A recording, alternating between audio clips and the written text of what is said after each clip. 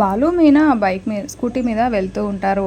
అదే దారిలో గుణ వాళ్ళని చూసి, వీళ్ళిద్దరిని ఇలానే వదిలేస్తే నేనంటే ఎవరికి భయం లేకుండా పోతుందిరా, గుద్దేసేయి కార్తో అని డ్రైవర్కి చెప్పడంతో అలాగే అన్నా అని అతను కార్ స్పీడ్గా డ్రైవ్ చేస్తూ వస్తూ ఉంటాడు. ఇంకా అలా వెళ్తున్న బాలు ఒక్కసారిగా బైక్ స్కూటీ మిర్రర్లో నుండి చూసి కారు స్పీడ్గా వస్తుంది అని గమనించి నన్ను గట్టిగా పట్టుకో అని మీనాకి చెప్తాడు. ఇంకా అలా వాళ్ళు వెళ్తూ ఉంటే ఒక్కసారిగా గుణ కారు వచ్చి వాళ్ళకి తగలడంతో సడన్గా ఇద్దరు కింద పడిపోతారు. ఇంకా స్కూటీ ఏమో అది వెళ్తూ ఉంటుంది.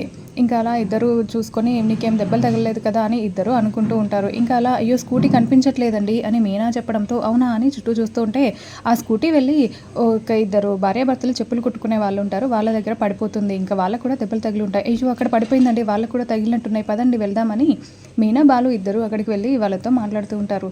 మీకేమైనా దెబ్బలు తగిలాయా అండి, ఏమైంది అని అడుగుతూ ఉంటే మాకేం కాలేదు బాబు, అయినా ఆ కారు వచ్చి అలా గుద్దేసరికి మీరు వదిలేసినట్టున్నారు, మాకేం కాలేదులేండి అని చెప్తూ ఉంటే ఇంకా పెద్దవిడ చేతికి దెబ్బ తగిలి రక్తం వస్తూ ఉంటుంది. అయ్యో ఏం కాలేదని చెప్తారేంటండి, చెయ్యికి ఇంత రక్తం వస్తుంది అని చెప్పి మీనా ఆవిడకి ఫస్ట్ ఎయిడ్ చేస్తూ ఉంటుంది.